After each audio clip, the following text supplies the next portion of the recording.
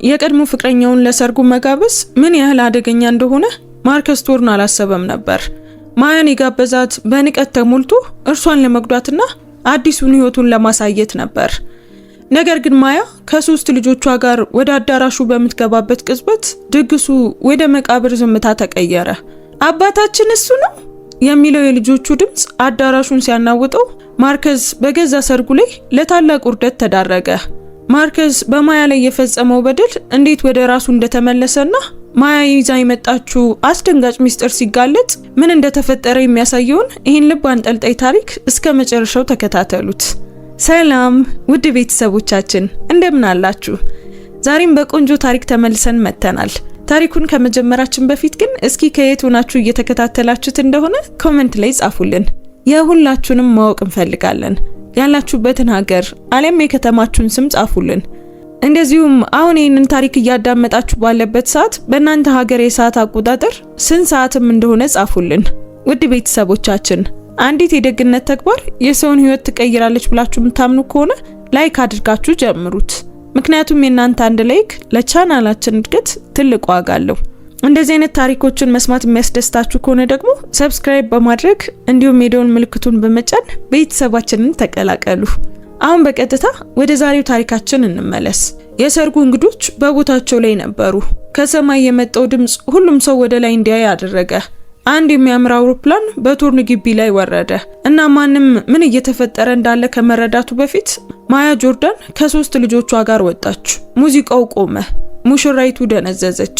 እናም አንድ ትንሽ ልጅ በቀጥታ ወደ ሙሽራው ጠቁሞ እንዲህ ሲል ጠየቀ፣ እማዬ የአባቴ ነው? በዚህ የቆመው ሰው ሌላ ሴት ለማግባት እየተዘጋጀ ያለው ያው ሰው ልክ እንደነዚያ ልጆች ስለሚመስል መላው ህዝብ ዝም አለ እና በዚያች በአንዲት የትንፋሽ ቅጽበት ፍጹም ሰርጉ መፈራረስ ጀመረ። ይህ ሁሉ ነገር የጀመረው እንባ ከመፍሰሱ፣ ክህደት ከመፈጸሙና እውነተኛው ሰርግ ከመበተኑ ከረጅም ጊዜ በፊት ነው። ያኔ ማያ ጆርዳን ለዚህ ጨካኝ ዓለም በጣም ትልቅ ልብና የዋ ፈገግታ ያላት የኮሌጅ ተማሪ ነበረች። እሷ ብሩህ ወጣት ጥቁር አሜሪካዊት ሴት ነበረች። በደግነቷና እያንዳንዱ እርምጃዋን በሚመራው ጸጥተኛ እምነቷ በካምፓሱ ትከበር ነበር። አንድ የክፍል ጓደኛዋ ውጤቱ ዝቅ ሲል ማያ ለመርዳት ትቆይ ነበር። አንድ ሰው ሲራብ ያላትን ትንሽ ነገር ታካፍል ነበር።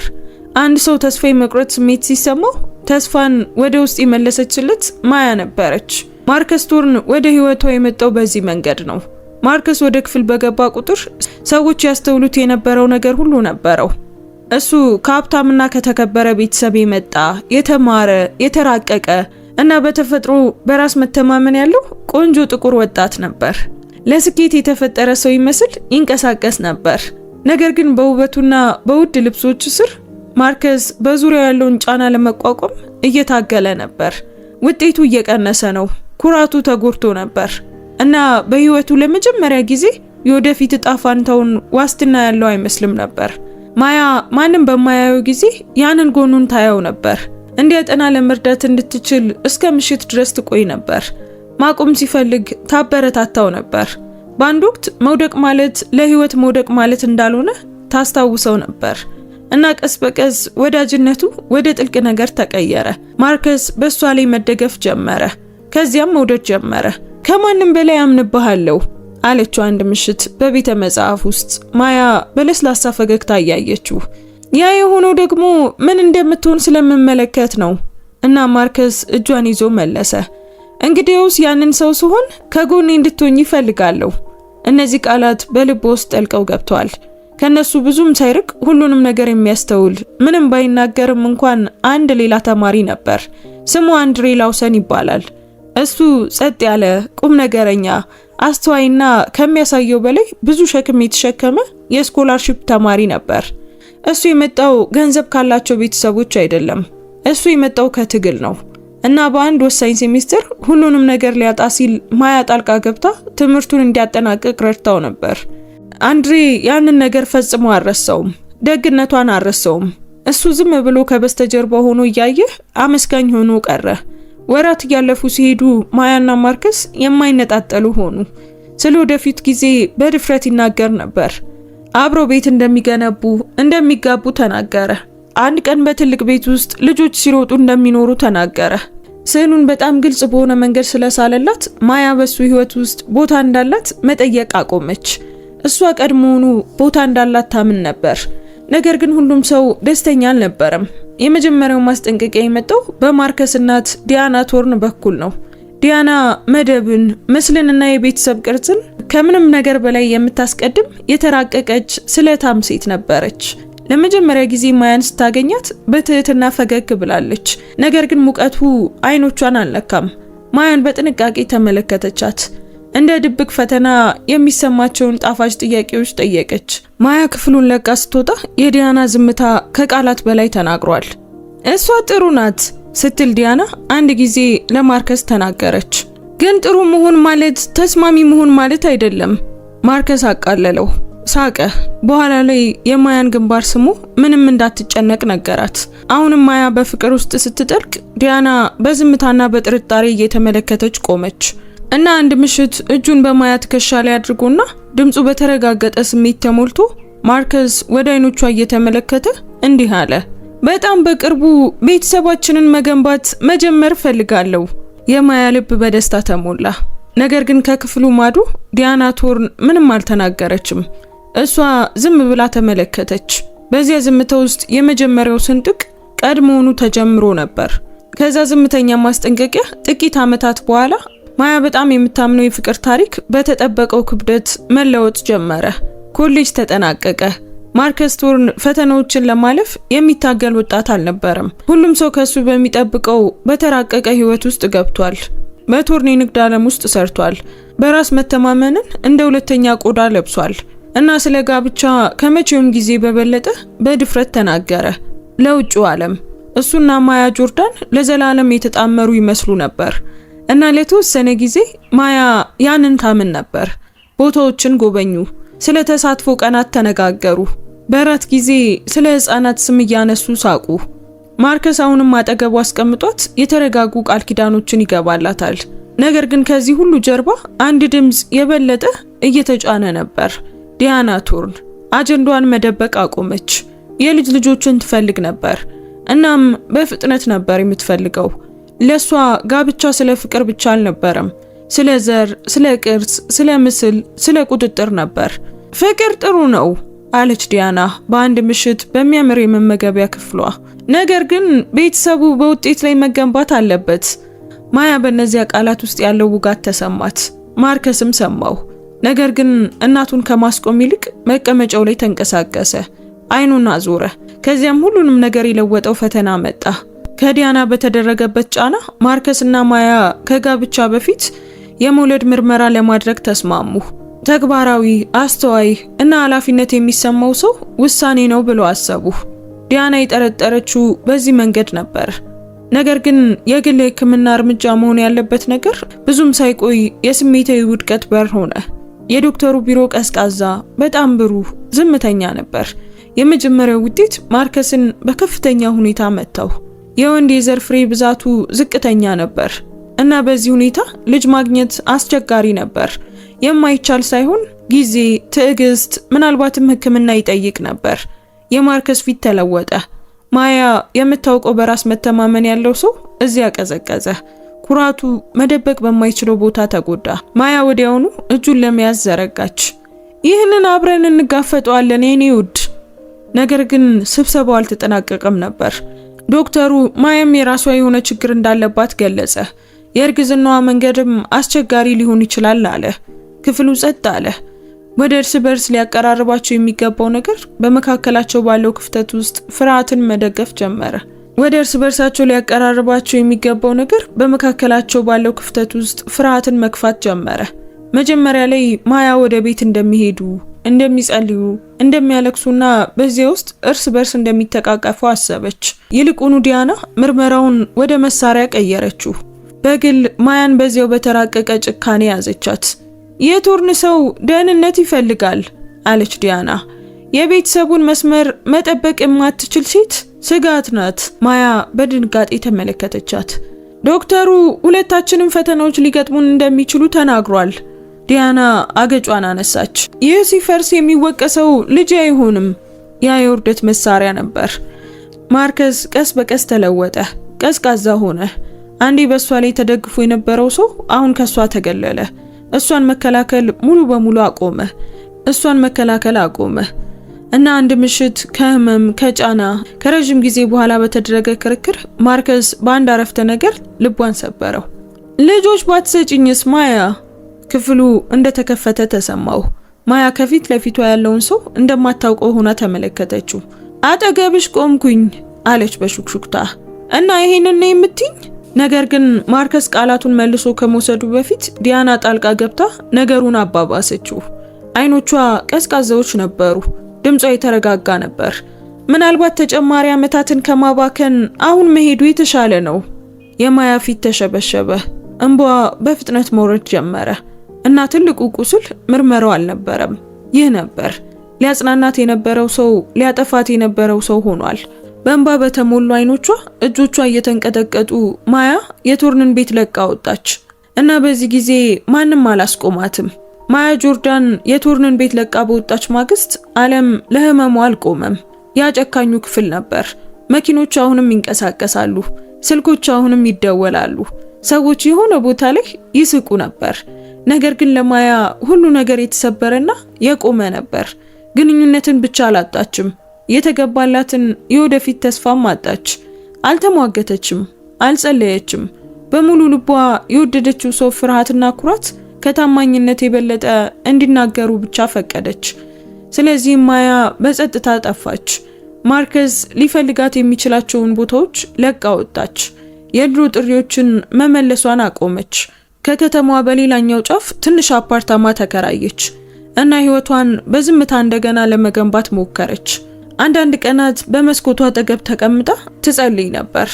አንዳንድ ምሽቶች ጎረቤቶች እንዳይሰሙ አፏን እየከፈተች በጣም ታለቅስ ነበር። ራሷን መተንፈስ፣ መቆም፣ መትረፍ እንዳለባት ትነግረው ነበር። ከዚያም ሰውነቷ መለወጥ ጀመረ። መጀመሪያ ላይ ውጥረቱን፣ ድካሙንና መፍዘዙን፣ ድንገተኛ የማቅለሽለሽ ስሜትን ተጠያቂ አደረገች። ነገር ግን በጥልቀት ማያ የሆነ ነገር የተለየ እንደሆነ ታውቅ ነበር። በሚንቀጠቀጡ እጆችና በፍርሃት የተሞላ ልብ ብቻዋን ወደ ዶክተር ሄደች እና በጣም የሚገርመው ነገር እርጉዝ ነበረች። ቃላቶቹ በጣም ስለመቷት መናገር ተሳናት።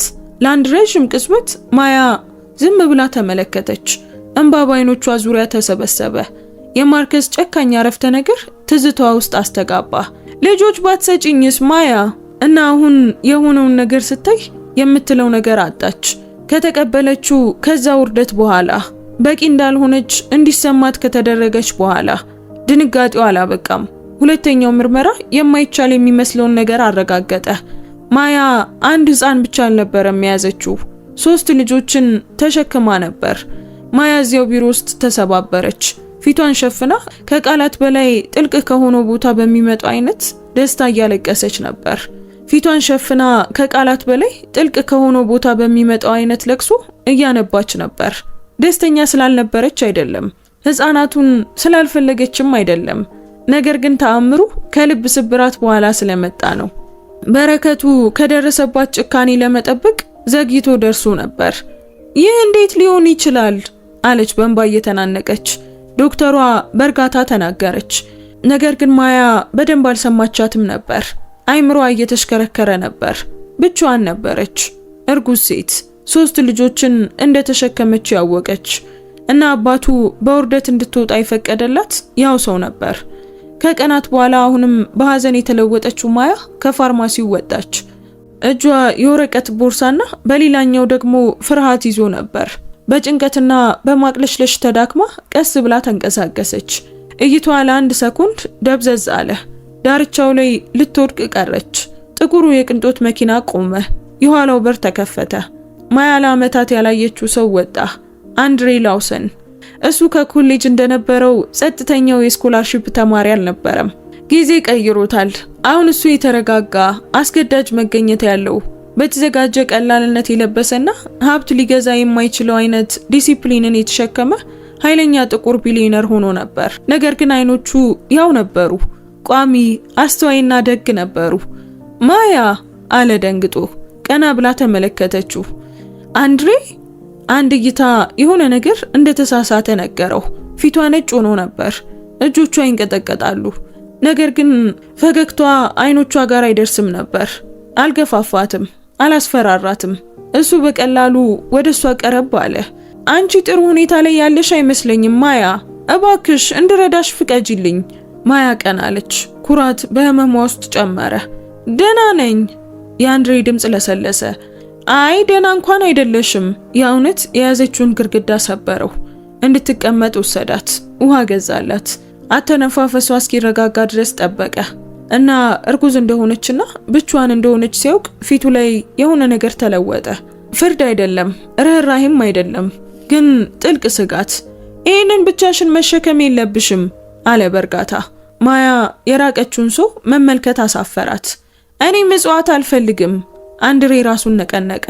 እንግዲያውስ ምጽዋት አትበይው። ለሱ ያደረግሽለትን ነገር ሁሌም የሚያስታውስ ሰው እርዳታ ብለሽ ልጠሪው ትችያለሽ። ማርከስን ለቃ ከወጣችበት ጊዜ ጀምሮ ለመጀመሪያ ጊዜ ማያ የደህንነት እድል ተሰማት እና ያ አስቸጋሪ ቀን ከማለቁ በፊት ሌላ መሄጃ ቦታ ስላልነበራትና ብቻዋን ለመጋፈጥ ብዙ ነገር ስለነበረባት ማያ በአንድሬ ላውሰን ጥበቃ ስር ጊዜያዊ መሸሸጊያን ተቀበለች። ማያ የአንድሬ ላውሰን እርዳታ ከተቀበለች ጥቂት ቀናት በኋላ አሁን ካመለጠችበት የተለየ ዓለም ውስጥ ገባች። የአንድሬ ቤት ትልቅ፣ ጸጥ ያለና በከፍተኛ ሁኔታ የተጠበቀ ነበር። ነገር ግን ማያን በጣም ያስደነቃት ሀብቱ አልነበረም፣ ሰላሙ ነበር። ምንም ቀዝቃዛ እይታዎች፣ ምንም ጨካኝ የሹክሹክታ ድምጾች፣ ዋጋዋን የሚለካ ማንም ሰው በዚህ አልነበረም። ከረጅም ጊዜ በኋላ ለመጀመሪያ ጊዜ ሳይፈረድባት መተንፈስ ትችል ነበር። አንድሬ ከመጀመሪያው ጀምሮ አንድ ነገር ግልጽ አደረገ። በሱ ቤት ውስጥ ማያ በክብር ትስተናገዳለች። እሷ እንግዳ ናት አለ ለሰራተኞቹ በጽኑ። እና እሷን የሚያንቋሽሽ ማንኛውም ሰው መልስ የሚሰጠውና የሚጋጨው ከኔ ጋር ነው። ያ ከሚያውቀው ነገር በላይ አስፈላጊ ነበር። ማያ ቀስ በቀስ ተረጋጋች። አብዛኛውን ጊዜ በራሷ ትቀመጥ ነበር። አሁንም በልቧ ውስጥ የክህደት ቁስሎችን ተሸክማለች። አንዳንድ ጠዋት በመስኮቷ አጠገብ እያደገ ባለው ሆዷ ላይ እጇን አድርጋ በዝምታ ትጸልይ ነበር። አንዳንድ ምሽቶች የማርከስን ድምጽ በህልሟ እያየች ትነቃ ነበር። ከዛ ዓለም እንደወጣች ራሷን ማስታወስ ነበረባት። አንድሬ ንግግሮችን በጭራሽ አላስገደዳትም፣ ይልቁኑ ቦታ ሰጣት። ነገር ግን ማንኛውንም ነገር በፈለገች ጊዜ ሁልጊዜም ቢሆን በዚያ እንዳለ ነገራት። የዶክተር ቀጠሮ፣ ልትበላው የምትችለው ምግብ፣ ግድግዳዎቹ በጣም ጸጥ ያሉ እንደሆኑ ሊሰማት ይችላል እና ሳይናገረው አንድሬ እንደገና እሷን መውደድ ጀመረ። መቆሟን በመቀጠል ጥንካሬዋን አየ። ሕፃናቱን እንደሚሰሙት እያወራች በነበረበት መንገድ ርህራሄዋን አየ፣ ህመሟን አየ። ነገር ግን ስሜቱን ቀበረው። ይህ ለልቡ ጊዜ አልነበረውም። ይህ ስለ ደህንነቷ መጠየቅ ነበር። ከዚያም እርግዝናው ተወሳሰበ። ማያ 3 ልጆችን እየተሸከመች ስለነበር የሕክምና ስጋቶች በፍጥነት መጨመር ጀመሩ። ሰውነቷ ደከመ። በጥብቅ ክትትል ስር ተቀመጠች። ዶክተሮች ስለ ቀድሞ ምጥ፣ የደም ግፊት ችግሮችና የአደገኛ መውለድ እድልን አስጠነቀቁ። አንድሬ እያንዳንዱን ቃል በጠንካራ ፊት አዳመጠ። ነገር ግን ውስጡ ፍርሃት እየገባ ነበር። በአንድ አውሎ ንፋስ ምሽት ህመሙ ተጀመረ። ማያ በክፍሏ ውስጥ ተንጠልጥላ የአልጋውን ጠርዝ እየጨበጠች አንድ ስለታማ እብል በሰውነቷ ውስጥ ሲያልፍ፣ ከዚያም ሁለተኛው፣ ከዚያም ሶስተኛው። አንድሬ ወደ እሷ ሲደርስ እየተንቀጠቀጠች ነበር። ገና ነው አለች በትንፋሽ። አልደነገጠም። የሕክምና ቡድን ጠራ። ብርድ ልብስ ጠቀለለላት እና እስከ ሆስፒታል ድረስ ከሷ ጋር አብሮ ቆየ። ነገር ግን ወደ መውለጃው ክፍል ሲወስዷት ከመጠበቅ ውጪ ምንም ነገር ማድረግ አልቻለችም። እናም ከማይታይ እሳት ጋር እንደሚዋጋ ሰው መጠበቅ ብቻ ሆነ። ሰዓታት አለፉ። ነርሶች በፍጥነት ተንቀሳቀሱ። ዶክተሮች በውጥረት ተናገሩ። አንድሬ ከኦፕሬሽን ክፍሉ ውጪ ሁለቱንም እጆቹን አቆላልፎ በውስጡ እየጸለየ ቆመ። እሱ በዚህ ሰዓት ስለ ገንዘቡ አልተጨነቀም፣ ስለ ኃይሉም አልተጨነቀም። በዚያ ቅጽበት እሷ ብቻ እንዳትሞት አምላክን የሚለምን አቅመ ቢስ ሰው ብቻ ነበር። ምጡ ከባድ ነበር። ሰውነቷ ተዳክሟል። ልቧ በኃይል ይመታ ነበር። በአንድ ወቅት ዶክተሮቹ ሊያወጡት እንደሚችሉ ፈሩ። እናም በዚህ አስፈሪ ቅጽበት ጮኸች። ለመበቀል አይደለም፣ ለማርከስ አይደለም፣ ነገር ግን ለልጆቹ። እባካችሁ አለች በደካማ ድምጽ፣ ልጆቼን አደራ። ከዚያም በምህረት ጩኸት መጣ። አንድ ልጅ፣ ከዚያ ልጅ፣ ከዚያም ሶስተኛው። 3 ትናንሽ ድምጾች ክፍሉን ሞሉት። እና ማያ በህይወት ተረፈች። ነርሷ ለመናገር ስትወጣ የአንድሬ ፊት በፍርሃት ነጭ ነበር። ከዚያም ቃላቱን ሰማ። ደህና ናቸው፣ እናትየውም ደህና ናት። እንባውን ሊያቆመው ከመቻሉ በፊት መጣ። በመጨረሻም እነሱን እንዲያይ በተፈቀደለት ጊዜ እዚያ ቆሞ ሶስቱንም አዲስ ህፃናት በጥርጣሬ ተመለከተ። ኖህ፣ ሚካኤልና ኤደን፣ ደካማ፣ ቆንጆ፣ ህያው። እና ማያ ለመጀመሪያ ጊዜ በእጆቿ ስትይዛቸው ደካማ ግን እየተነፈሱ ያሉ ነበሩ። እንባ በጉንጮቿ ላይ ሲንሸራተት ለዘላለም የተለወጡትን ነገሮች ተረዳች። አሁን ልጆቿ ትልቁ የህይወቷ ተአምራቶቿ ሆነዋል። በሆስፒታል ውስጥ ካለው አደገኛ ምሽት በኋላ የማያ ጆርዳን ዓለም ካሁን በኋላ እንደ ዝምታና ሐዘን አይመስልም። አሁን ማልቀስ፣ ሳቅ፣ ትንሽዬ እግር፣ የፈሰሰ እህልና የሶስት ትናንሽ ልጆች ድምጽ በአንድ ጊዜ ስሟን ሲጠሩ ይሰማታል። እናትነት በፍጥነትና በከባድ ሁኔታ መጣ። 3 ልጆችን ማሳደግ ቀላል ስራ አልነበረም። ቆንጆ ነበር፣ ግን አድካሚ ነበር። ኖህ ደፋር፣ ሁልጊዜም የሚንቀሳቀስ፣ ሁልጊዜም ገደቦችን የሚፈትሽ ነው። ሚካኤል ለስላሳ፣ የበለጠ አስተዋይና ቃላቱን ከመናገሩ በፊት ስሜትን ያስተውል የነበረ ልጅ ነበር። እና ትንሿ ኤደን ብሩህ፣ ተጫዋችና አንድ ጊዜ ክፍሉን ማሳቅ ሌላ ጊዜ ደግሞ እንዲያለቅስ ማድረግ የሚችሉ ንጹህ ጥያቄዎችን በመጠየቅ የተሞላች ነበረች። ቤቱን በህይወት ሞሉት። የማያንም ልብ ህመም በማይቻል መንገድ ሞሉት። ነገር ግን ብቻዋን አልነበረችም። አንድሬ ላውሰን በዕለት ተዕለት ህይወታቸው የማያቋርጥ መገኘት ሆኗል። ማንንም ሰው ለመተካት አልሞከረም። እሱ በቀላሉ ብቻ በዚያ ቆየ። ማያ ስትጨነቅ የዶክተር ጉብኝቶችን ተቆጣጠረ። ህፃናቱ መጽሐፎችን፣ ልብሶችንና የሚያስፈልጓቸውን ነገሮች ሁሉ ሲጠይቋት ማሟላቱን አረጋገጠ። በወለሉ ላይ ተቀምጦ የአሻንጉሊት ስብስቦችን ይገነባ ነበር። የኖህ የዱር ታሪኮችን ያዳምጥ ነበር። የሚካኤልን ቁም ነገር ያላቸው ጥያቄዎችም ይመልስ ነበር። እና ኤደን እጆቻቸውን ይዛ እንድትቀመጥ ይፈቅድላት ነበር። ህፃናቱ በተፈጥሮ አምነውታል። አንድ ምሽት 3ቱን ልጆች ካረጋጋ በኋላ አንድሬ ማያን በኩሽና ውስጥ በደካማ ፈገግታ አገኛት። ይህንን ብቻሽን መሸከም የለብሽም ማያ አላት በእርጋታ። ማያም ተመለከተችው። ከነዚህ ቃላት ጀርባ ተጨማሪ ነገር እንዳለ አወቀች። አንድሬ ትንፋሽ ወሰደ። አግቢኝ ማያ። ክፍሉ ጸጥ አለ። ድራማዊ ጥያቄ አልነበረም። ህዝብ የለም። ለትኩረት የተነሳ ቀለበትም የለም። ጥሩ ሰው፣ ከልቡ ብቻ የሚናገር ሰው ነበር። የማያ አይኖች ወዲያውኑ ለሰለሱ። ተነካች፣ በጣም ተነካች። ነገር ግን ከመናገሩ በፊት እሷ አስቀድማ እውነቱን ታውቀው ነበር። አንተ ለኔ በጣም ደግ ነህ አለች በሹክሹክታ። ከምችለው በላይ ነህ፣ ግን በምስጋና ብቻ ላገባህ አልችልም። አንድሬ በፊቱ ላይ ብስጭት ቢታይም አንገቱን በመስማማት ነቀነቀ። እኔ ምስጋና አልፈልግም፣ ተጨማሪ እድል እንድትሰጪኝ እፈልጋለሁ። የማያም ድምጽ ተንቀጠቀጠ። እኔ በግማሽ የተፈወሰ ልብ ልሰጣ አልችልም። አልተከራከረም። ያ አንድሬ ነበር። ቢጎዳውም እንኳን እንቢታን ይቀበላል። ጊዜ አለፈ እና በሌላ ወቅት እንደገና ጠየቀ። አሁንም ለስላሳ፣ አሁንም ቋሚ፣ አሁንም የማያስገድድ እና እንደገና ማያ አልተቀበለችም። በዚህ ጊዜ የበለጠ ቅን ነበረች። ልጆቼ አሁን ሙሉ ልቤን ይፈልጋሉ እና የተቀረው የኔ ክፍል አሁንም ለመፈወስ እየሞከረ ነው። አንድሬ አሁንም ተቀበላት። እሷን የበለጠ እየወደዳት ነበር። ነገር ግን ማያ ታሪኳ የረጅም የህመም ምስክርነት እንዲሆን አልፈቀደችም። ይልቁኑ ቁስሎቿን ወደ ዓላማ ለወጠች። በልቧ ቅርብ የሆነ ነገር ላይ መስራት ጀመረች። ለአረጋውያን የህብረተሰብ ትምህርት ቤት መደበኛ ትምህርት የማያገኙ አረጋውያን ወንዶችና ሴቶች ያለ አሳፋሪ ሁኔታ የሚማሩበት ቦታ ነበር። አያቶች ለመጀመሪያ ጊዜ ማንበብ ተማሩ። ጡረተኞች ስማቸውን መጻፍ ተማሩ። የተረሱ ሰዎች በፍርድ ፋንታ በትዕግስት በተሞሉ ክፍሎች ውስጥ ክብር አገኙ። እና እዚህ አላቆመችም። ማያ በህብረተሰቡ ውስጥ ለአደጋ የተጋለጡ ህፃናት ማሳደጊያ ቤትን መገንባት ጀመረች። አንዴ እንደነበረችው አይነት ደህንነትን ለመፍጠር ቆርጣ ተነሳች። ሰዎች ስሟን በክብር መጥራት ጀመሩ። ምክንያቱም ስላልተሰቃየች ሳይሆን ከተሰበረች በኋላ ለመገንባት ስለመረጠች ነው። እናም የህይወቷ ምዕራፍ በህልውና ተዘግቶ ወደ አዲስ አገልግሎት ሲከፈት አንድ ነገር ግልጽ ሆነ። ማያ ጆርዳን ካሁን በኋላ የተገለለች ሴት አልነበረችም። ማህበረሰቡ መቼም የማይረሳትን ሴት እየሆነች ነበር።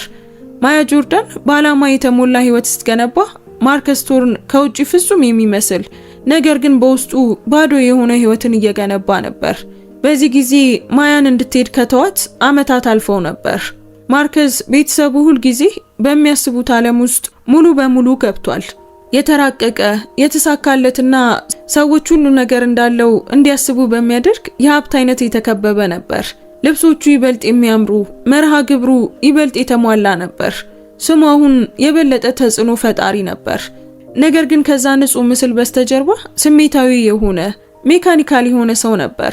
ሲጠየቅ ፈገግ ይላል፣ ሲያስፈልግ ያከናውናል። ነገር ግን ሰላም ያ ከርሱ ርቋል። ዲያና ቶርን ሁልጊዜም የነበረችውን እንደነበረች ቀረች። ውብ፣ ተቆጣጣሪ እና በመልክ የተጠመደች።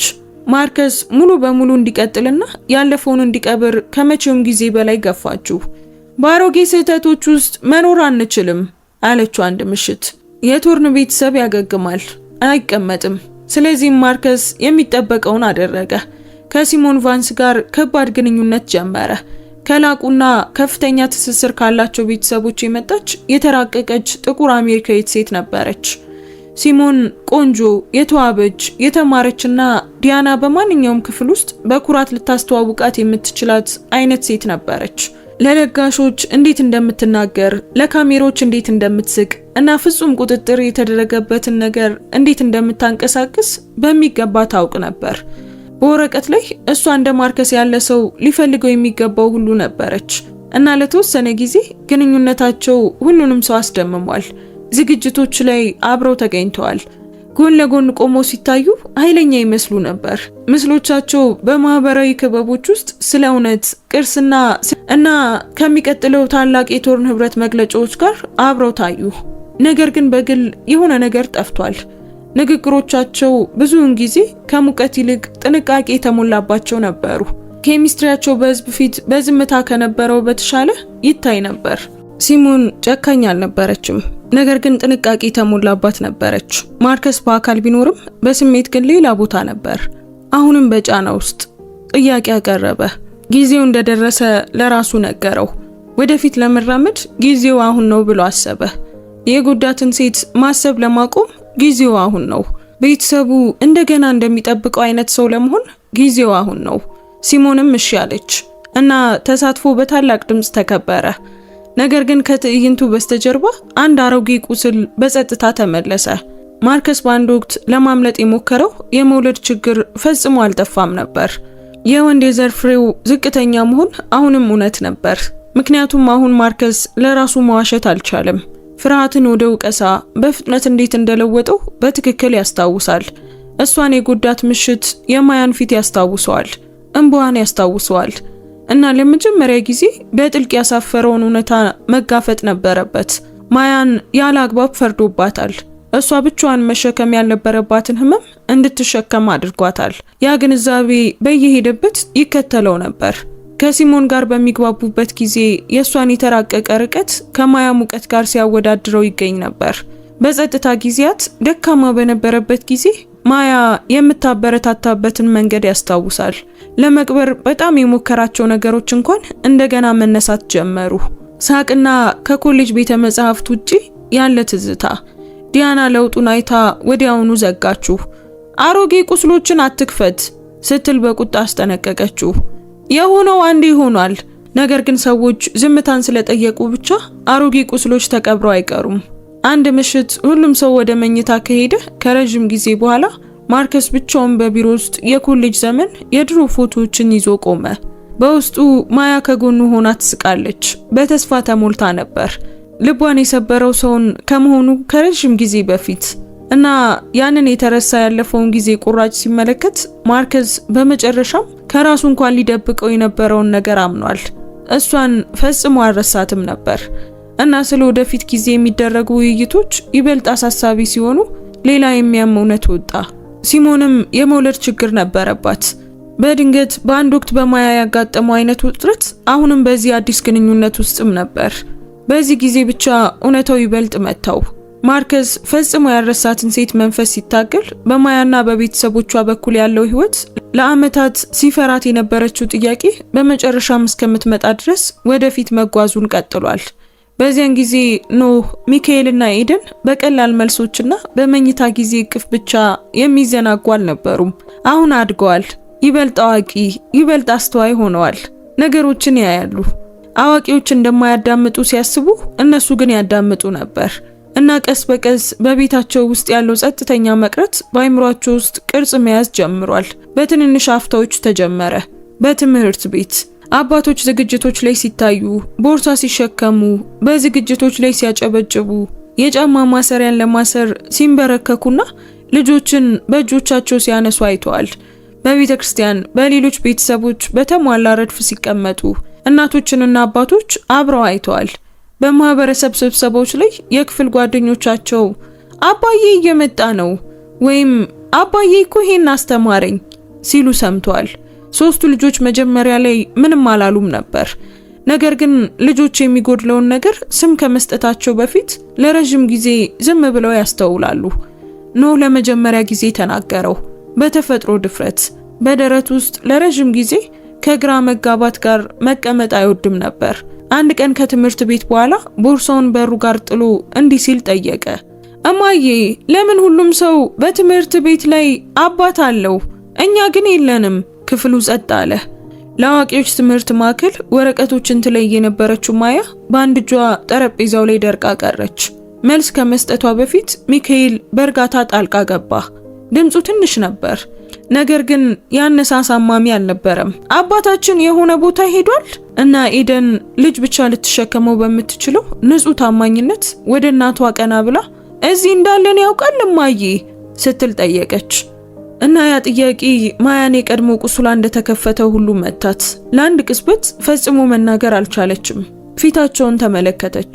ከህመም የተወለዱ ግን ደግሞ በፍቅር ያደጉ አሁን በእውነት ወደ እሷ እየተመለከቱ ነው። ሁልጊዜም እነሱን እንደምትጠብቅ፣ የተሻለ ጊዜ እንደምትኖር፣ እስኪያድጉ እስኪጠነክሩና እስኪዘጋጁ ድረስ መጠበቅ እንደምትችል ለራሷ ትነግረው ነበር። ነገር ግን እዚያ ኩሽና ውስጥ ስትቆም ቀድሞውኑ ለረጅም ጊዜ ለጠበቀው እውነት ምንም ፍጹም ጊዜ እንደሌለ ተረዳች። ልጆቹ ወደ መኝታ ቤት ከሄዱ በኋላ በዚያ ምሽት ማያ ብቻዋን ተቀምጣ አለቀሰች።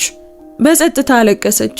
የተጎዱ እናቶች ህመማቸው በቤት ውስጥ ሌላ ሸክም እንዳይሆን ሲፈልጉ እንደሚያደርጉት ልጆቿ ካሁን በኋላ ከነሱ ልትጠብቀው የማትችለውን ጥያቄ ስለተሸከሙ አለቀሰች።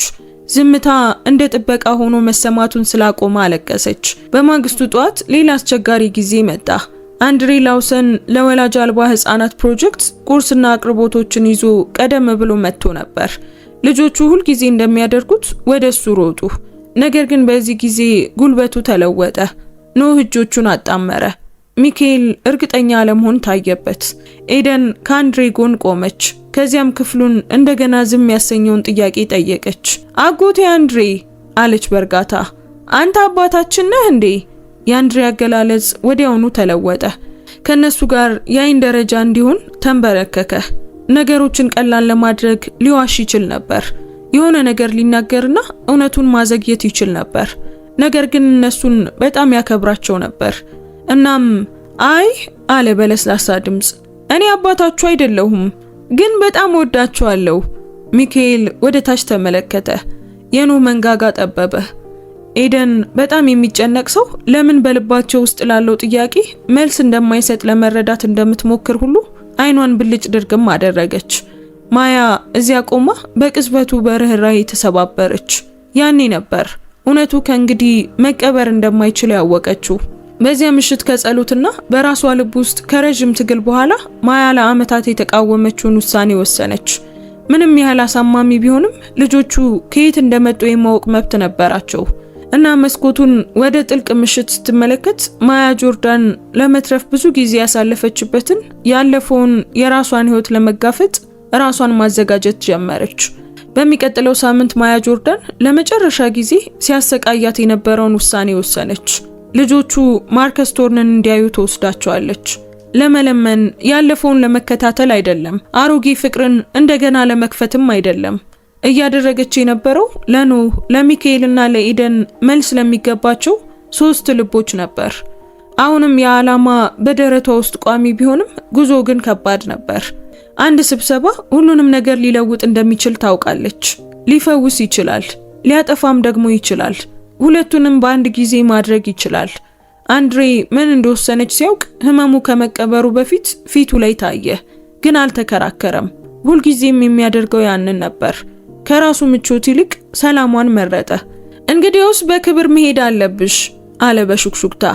የአንድሬ ለማያ የግል ጀቱን የተጠቀመበት አንዱና ብቸኛው ጊዜ ነበር። እሷና ልጆቹ በአስተማማኝ በፍጥነት እና ያለ ህዝባዊ ትርምስ እንዲጓዙ አዘጋጀላት። ኖ በጣም ታላቅ በሆነ ነገር ውስጥ እንደሚበሩ ሲያውቅ ተደስቶ ነበር። ሚካኤል በተራቀቁ መቀመጫዎችና ለስላሳ የካቢኔ መብራቶች ስር ያለውን አሳሳቢነት በመስማት ወደ ማያ ተጠጋ። ኤደን ትናንሽ እጆቿን በመስኮቱ ላይ ተጭና በጠቅላላው መንገድ ንጹህ ጥያቄዎችን ጠየቀች። እማዬ አባታችን ወዲያውኑ ያውቀናል? ማያ በትንሹ ፈገግ አለች። ነገር ግን ልቧ ለመመለስ በጣም ይመታ ነበር። አላውቅም ልጄ አላውቅም።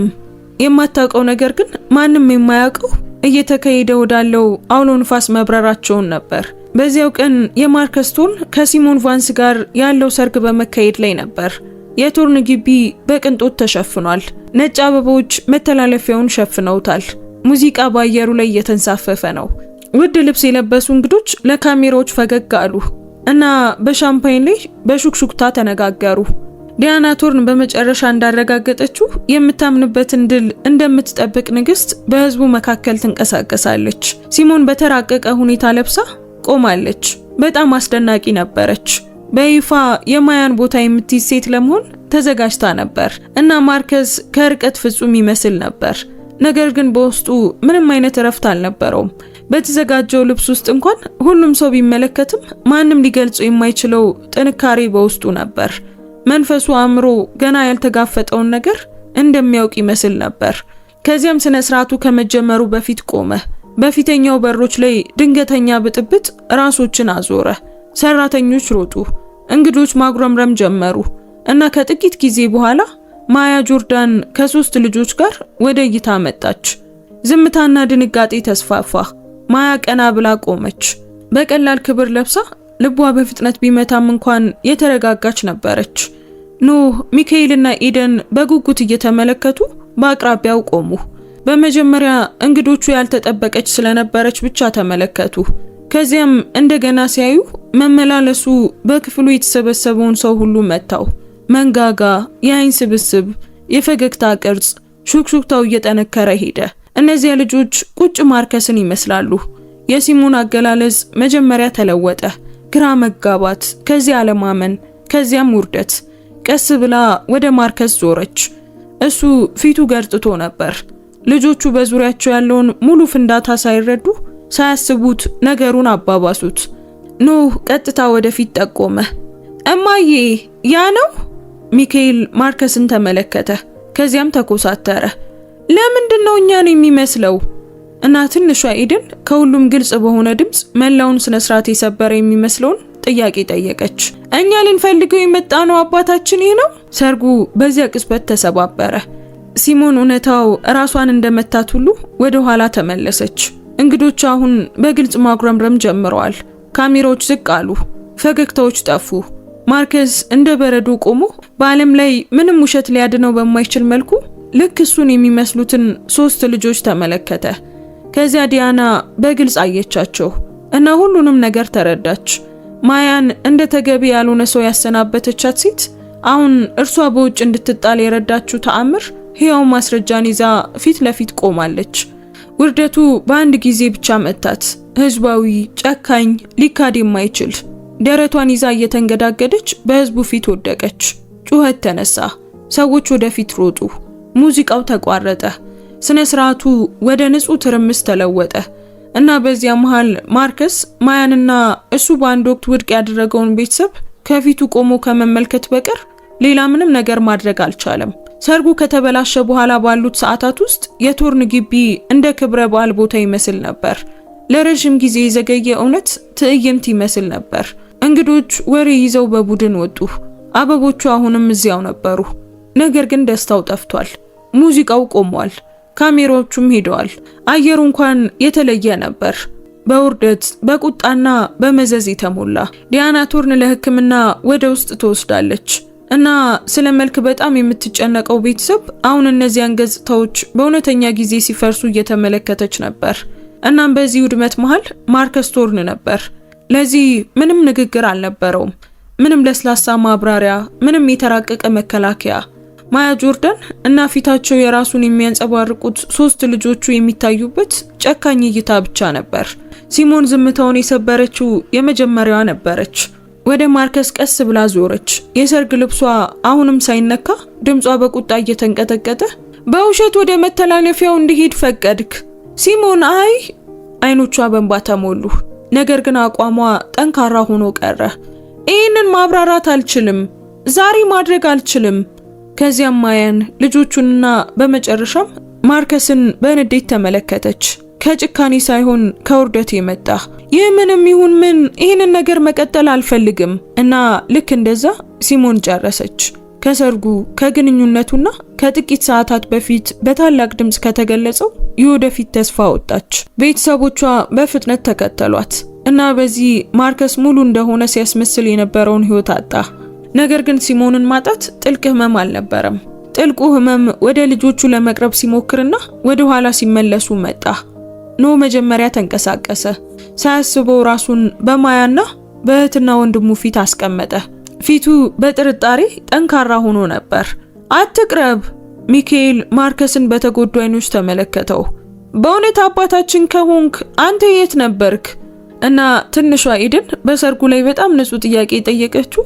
አሁን ከቁጣ ይልቅ በጥልቅ ሐዘን ተመለከተችው። ለምን ቀደም ብለህ አልመጣህም? እነዚህ ቃላት ማርከስን ከማንኛውም ህዝባዊ ውርደት በላይ መቱት። ምክንያቱም የልጅን ታማኝነት የሚያተርፍ ምንም ምክንያት አልነበረም። ከዚያም ማያን ተመለከተ። ድምፁ ዝቅተኛ፣ ከኩራት የተገፈፈ ነበር። አዝናለሁ። ማያ እይታውን ያዘች። ነገር ግን ፊቱ አልለሰለሰም። ብዙ ነገር ተከስቷል። ብዙ ዓመታት አልፈዋል። ይቅርታ የሰበርከውን አይገነባም፣ ማዘን ያለፈውን አይመልሰውም። እና ትክክል ነበረች። ለአንድ ጊዜ ማርከስ አልተከራከረም። ተከትለው የመጡት ቀናት ለታማኝነት የሚደረግ ጦርነት ሆነ። መታየት ጀመረ። በታላቅ ምልክቶች አይደለም፣ በይፋዊ ንግግሮችም አይደለም፣ ነገር ግን በጸጥታ ወጥነት። ከመጎብኘቱ በፊት ፍቃድ ጠየቀ። ፍቅር ሳይጠይቅ መጣ። ከመናገር በላይ አዳመጠ። ኖ ሲያፈጥበት ማርከስ ተቀበለው። ሚካኤል እያንዳንዱን ቃል ሲፈታተን ማርከስ በትዕግስት መለሰ። ኤደን ከእናቷ ጋር ስትቆይ እና እንደ እንግዳ ስትመለከተው መቅረብን አላስገደዳትም። ርቀቱ ለራሱ እንዲናገር ፈቀደ። ያ ሁሉ ለሱ አዲስ ነገር ነበር። ቀጥሎ የሆነውም እንዲሁ። በህይወቱ ለመጀመሪያ ጊዜ ማርከስ ዲያናን ሳይታዘዝ ተጋፈጣት። በቶርን ቤት ውስጥ ድምፁ በቁጣና ለዓመታት በተቀበረ ሐዘን ተንቀጠቀጠ። ህይወቴን እንዳጠፋ አድርገሽኛል። ዲያና ከውድቀቱ በኋላ የገረጣችና የተዳከመችውና በመገረም ተመለከተችው። ይህንን ቤተሰብ ለመጠበቅ እየሞከርኩ ነበር። አይ አይደለም አለ ማርከስ በቁጣ። አንቺ ምስልሽን እየጠበቅሽ ነበር እና እኔም ፈቀድኩልሽ። ማያን ተሳደብኩ እና እሷ እንድትሰቃይ ፈቀድኩ። የራሴ ልጆች ያለኔ እንዲያድጉ ፈቀድኩ። ዲያና ለዚህ እውነት በቂ መልስ አልነበራትም። ይህ በእንዲህ እንዳለ አንድሬ ላውሰን ሁልጊዜ የነበረው እንደነበረ ቋሚ ዲሲፕሊን ያለውና የተከበረ እንደሆነ ነበር። የማርከስን ውድቀት ማያን ለመቆጣጠር አልተጠቀመበትም። ልጆቹን በአባታቸው ላይ አልመረዘም። ይልቁኑ እያንዳንዱ እርምጃ ዋጋ ቢያስከፍለውም በክብር ወደ ኋላ ተመለሰ። ዝምታው ድክመት አልነበረም፣ መስዋዕትነት ነበር። እና ያ መስዋዕትነት የማያን ግጭት ይበልጥ ጥልቅ አደረገው። አንድ ሰው በመጨረሻም ንስሐ እየገባ ነበር።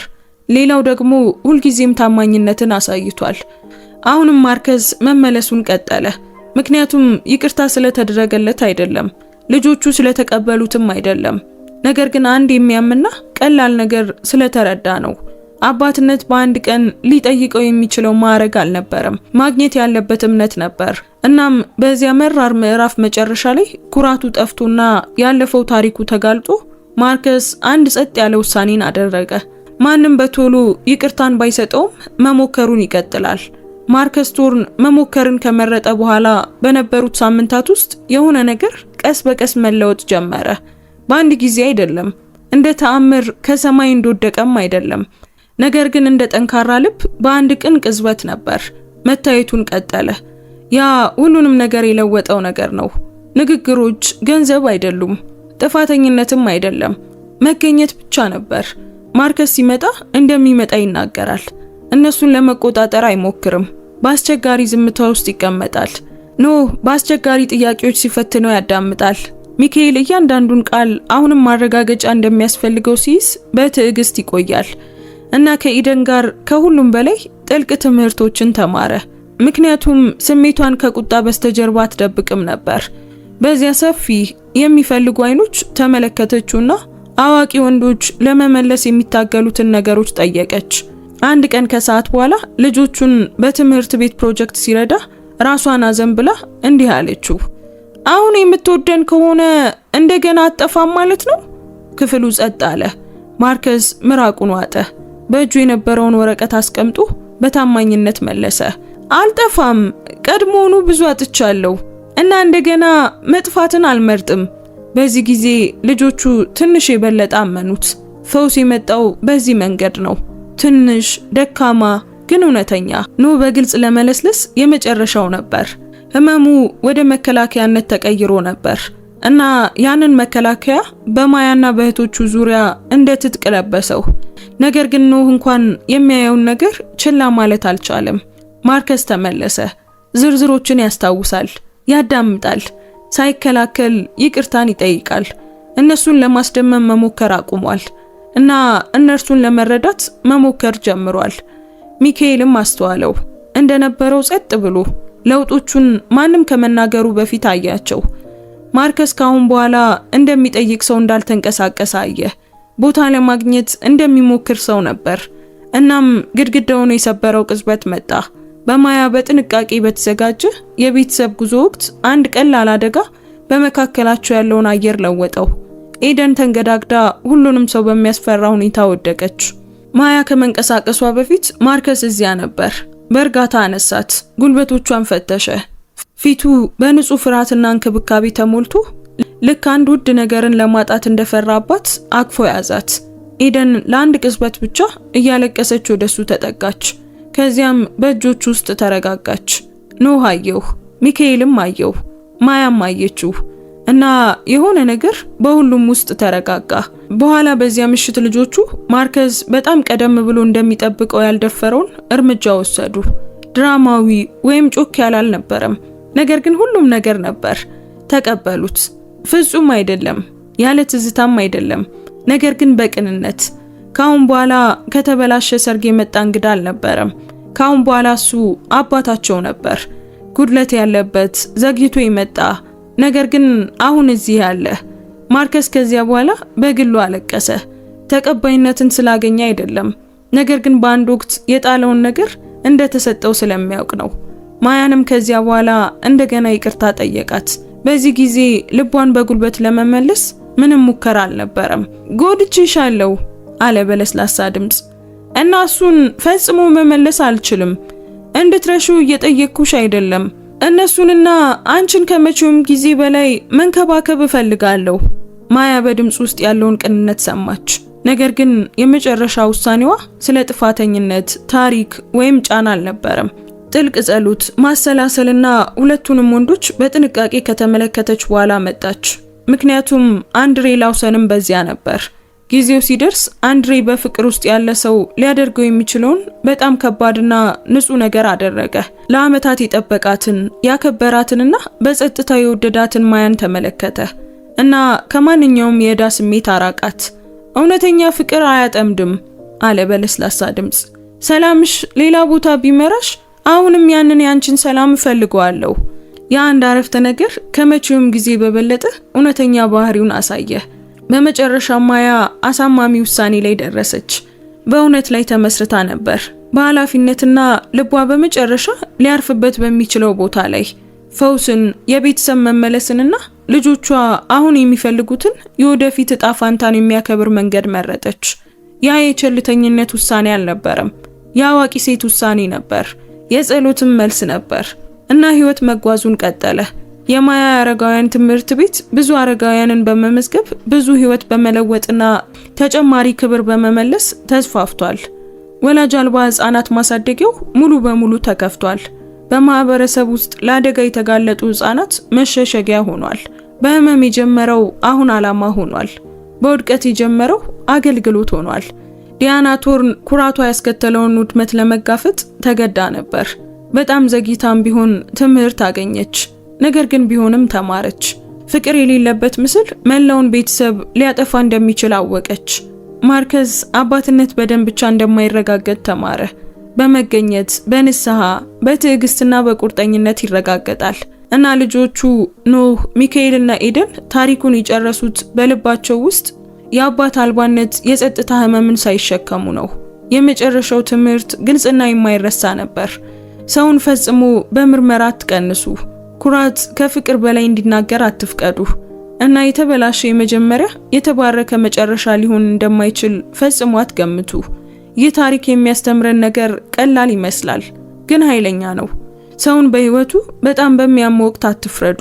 ምርመራ የአንድ ሰው ታሪክ መጨረሻ አይደለም። ኩራት ፍቅርን ሊያጠፋ ይችላል። ነገር ግን ትህትና፣ ትዕግስትና ኃላፊነት የተበላሸውን እንደገና ለመገንባት ይረዳሉ። እውነተኛው ፍቅር ስለ ስሜቶች ብቻ አይደለም፣ ስለ መስዋዕትነት፣ ስለ መታየት፣ እውነትን ስለመናገርና በጣም በሚያስፈልግ ጊዜ ከሰዎች ጋር አብሮ ስለመቆም ነው። እና አንዳንዴ ዛሬ ሰዎች ውድቅ የሚያደርጉት በረከት ነገ የሚጸልዩለት ተአምር ይሆናል። አሁን ከናንተ መስማት ፈልጋለሁ። በዚህ ታሪክ ውስጥ የናንተ ተወዳጅ ገጸ ባህሪ ማን ነበር? ለምን? በጥንካሬዋና በርህራሄዋ ማያ ናት? ወይስ በታማኝነቱና በመስዋዕትነቱ አንድሬ? ወይም ደግሞ ነገሮችን ለማስተካከል በመቻሉ ማርከስ ነበር? እስኪ አስተያየታችሁን ኮሜንት ላይ ጻፉልን። ውድ ቤተሰቦቻችን ይህ ታሪክ ልባችሁን ከነካውና የሚቀጥለው ታሪክም እንዳያመልጣችሁ ላይክ፣ ሼር እና ሰብስክራይብ ማድረግ እንዳትረሱ። እዚህ ድረስ ከሰማችሁትና ከጨረሳችሁትም ጨርሰናል እያላችሁ ጻፉልን። እናመሰግናለን። እንወዳችኋለን። ቸር ቆዩን።